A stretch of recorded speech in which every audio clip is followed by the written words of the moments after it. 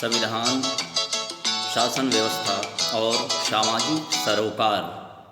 भैया बहनों, हम इस टॉपिक में कल चल रहे थे संसद। तो ये संसद पर हम चर्चा कर रहे थे, तो आइए उसके बारे में और आगे बढ़ने का प्रयास करें। सबसे पहले आप सभी को कुंवार नवरात्रि की हार्दिक शुभकामनाएं। माँ भगवती आप सबकी मनोकामना पूर्ण करे। तो बच्चों आइए, संसद के कार्य एवं शक्तियाँ हम यहाँ से चलते हैं। तो संसद के कार्य एवं शक्तियों में संसद को क्या क्या कार्य करने होते हैं और उसकी क्या शक्तियाँ हैं। तो पहला है विधायी कार्य, दूसरा है कार्यपालिका पर नियंत्रण तथा उसका उत्तरदायित्व सुनिश्चित करना, वित्तीय कार्य ये तीसरा है, चौथा है बहस का मंच, पांचवा है संविधान संशोधन संबंधी कार्य, उसके बाद है निर्वाचन संबंधी कार्य और सातवां है न्यायिक कार्य। ये हमारे देश की संसद जो हमारे देश के लिए नियम कानून बनाते हैं, उनके ये महत्वपूर्ण कार्य हैं। तो आइए इसको हम क्रमशः जानने का प्रयास करें। सबसे पहले आपका मैं ध्यान चाहूँगा विधायी कार्य। विधायी मतलब क्या? विधायी का मतलब होता है कानून बनाना। संसद जो है पूरे देश के किसी भाग के लिए कानून बनाती है ऐसा नहीं है, या बल्कि पूरे देश, हमारे भारत के जितने भी राज्य हैं, जितने भी केंद्र शासित प्रदेश हैं, जो संसद में नियम कानून बनाए जाते हैं भैया बहनों, वह पूरे देश के लिए होता है, वह किसी एक राज्य के लिए नहीं है। तो हमारे देश में जो विधायी कार्य जो है संसद का, उसमें हमारे देश के जो इतने भी प्रतिनिधि हैं, चाहे वो प्रत्यक्ष चुने गए हैं या अप्रत्यक्ष चुने गए हैं, और चाहे वह लोकसभा का सदस्य है या फिर वह राज्यसभा का सदस्य है, तो दोनों सदनों में मिलकर के यह तय किया जाता है कि किस विषय पर नियम कानून बनाए जाएंगे। तो भैया बहनों, हमारे यहाँ देखते हैं कि जो संसद है वहाँ पर कोई भी विधेयक जब आता है तो पहले लोकसभा में भी आ सकता है या राज्यसभा में आ सकता है। मगर कोई मामला धन से जुड़ा है तो धन से जुड़ा हुआ विधेयक सबसे पहले लोकसभा में आता है। मगर जो सामान्य विधेयक जिसका संबंध पैसे से नहीं है, धन से नहीं है, तो वह राज्यसभा में भी आ सकता है। और जब वो राज्यसभा से पास होता है तो लोकसभा में आता है, या लोकसभा में वह पहले आया है तो वह राज्यसभा में जाएगा। और जब दोनों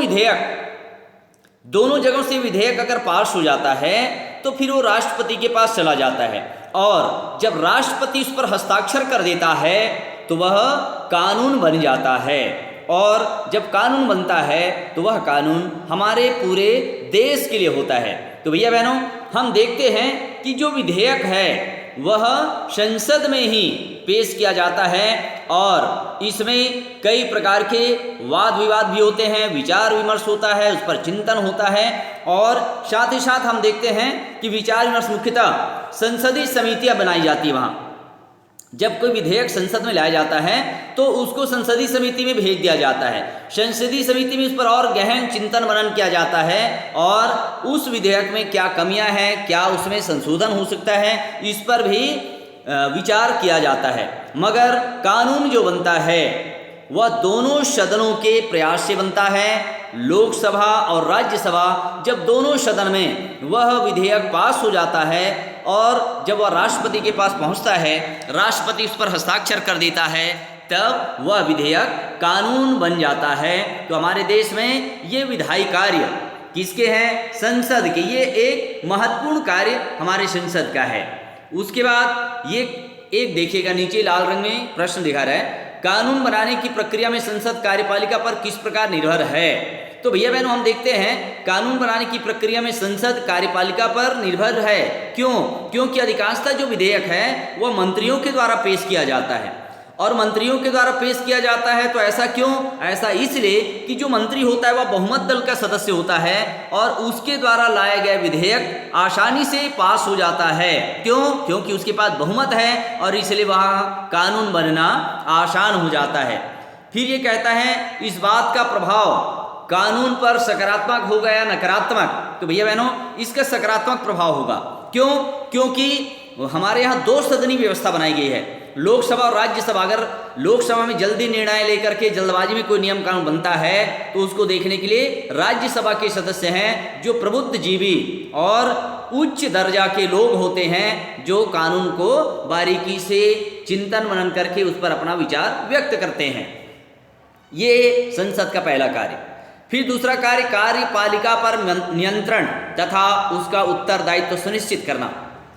हमारे देश में हम कार्यपालिका मंत्रिमंडल को कहते हैं बच्चों। मंत्रिमंडल है वही कार्यपालिका है, अर्थात संसद द्वारा जो भी नियम कानून बनाए जाते हैं उसको क्रियान्वित करने का कार्य कार्यपालिका का होता है। मगर मंत्री अपने मन से कुछ भी नियम कानून नहीं बना सकते। अगर कोई मंत्री मनमानी करता है, ऐसा कोई नियम कानून या विधेयक लाता है जो देश के हित में नहीं है, तो संसद उस पर कई तरीकों से नियंत्रण रखती है। जैसे कोई मंत्री के विरुद्ध निंदा प्रस्ताव, फिर काम रोको प्रस्ताव, उसके साथ साथ बजट कटौती। इस तरीके से हमारे देश में कार्यपालिका पर नियंत्रण करने के संसद की ये तरीके हैं। और इसके बावजूद भी निंदा प्रस्ताव, काम रोको प्रस्ताव, बजट कटौती, उसके बाद भी अगर कार्यपालिका मनमानी करने लगे तो ऐसे समय में संसद में मंत्रियों के विरुद्ध अविश्वास प्रस्ताव लाया जा सकता है। और अगर अविश्वास प्रस्ताव पारित होता है तो उस मंत्री को पद से हटना पड़ता है। तो इस तरीके से हम देखते हैं कि कार्यपालिका पर नियंत्रण तथा उसका उत्तरदायित्व बहुत ही महत्वपूर्ण है।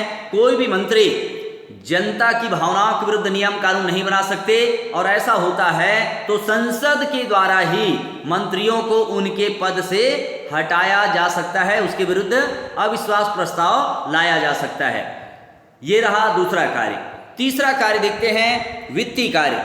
प्रत्येक सरकार कर वसूली के द्वारा अपने खर्च के लिए संसाधन जुटाती है, लेकिन लोकतंत्र में संसद कर लगाने तथा धन के उपयोग पर नियंत्रण रखती है।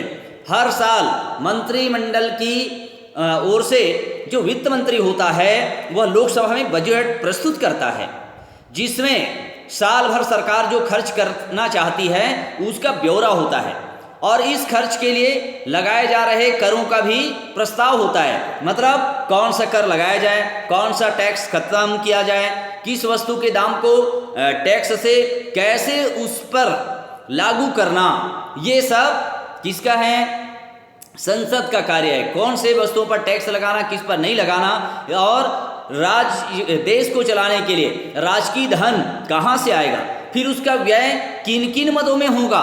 उसके साथ साथ और देखते हैं कि साल में एक बार उसे बजट प्रस्तुत करना होता है, और साल में धन का आय और व्यय सरकार अपने द्वारा खर्च किए गए धन का विवरण भी संसद को देती है। अर्थात साल भर में कितनी आमदनी हुई, फिर सरकार ने किन किन मदों में कितना पैसा खर्च किया है, इसकी भी जानकारी संसद में ही पेश किया जाता है। तो वित्तीय मामलों में भी संसद का यह एक कार्य है। चौथा पॉइंट देखिएगा भैया बहनों, बहस का मंच। हमारे देश का जो संसद है वह वाद विवाद का सर्वोच्च मंच है। अब वाद विवाद का मतलब क्या? वाद विवाद का मतलब ये भैया बहनों कि हमारे देश में संसद में हर व्यक्ति को अपनी बात को कहने का, विचार विमर्श करने का, अपनी बात को लोगों तक पहुंचाने का अधिकार होता है। और संसद सदस्यों को किसी भी विषय पर निर्भीकता से बोलने की स्वतंत्रता दी जाती है। उसे संसद राष्ट्र के समक्ष आने वाले किसी एक या हर मुद्दे का विश्लेषण कर पाती है। संसदीय चर्चा गोपनीय नहीं होती है, तो क्या होती है? इसे टेलीविजन, समाचार पत्रों के माध्यम से आम लोगों तक पहुंचाने का प्रयास किया जाता है। अर्थात हमारे देश में जो संसद में बहस होता है, पूरा देश देखता है कि हमारे संसद के बैठे प्रतिनिधि, नेता क्या कर रहे हैं। और इस तरीके से वाद विवाद का एक मंच है हमारे देश का संसद, इसलिए कहते हैं कि यह एक बहस का मंच है। भैया बहनों, आज इस कालखंड में इतना ही। कल के कालखंड में और हम चर्चा करेंगे।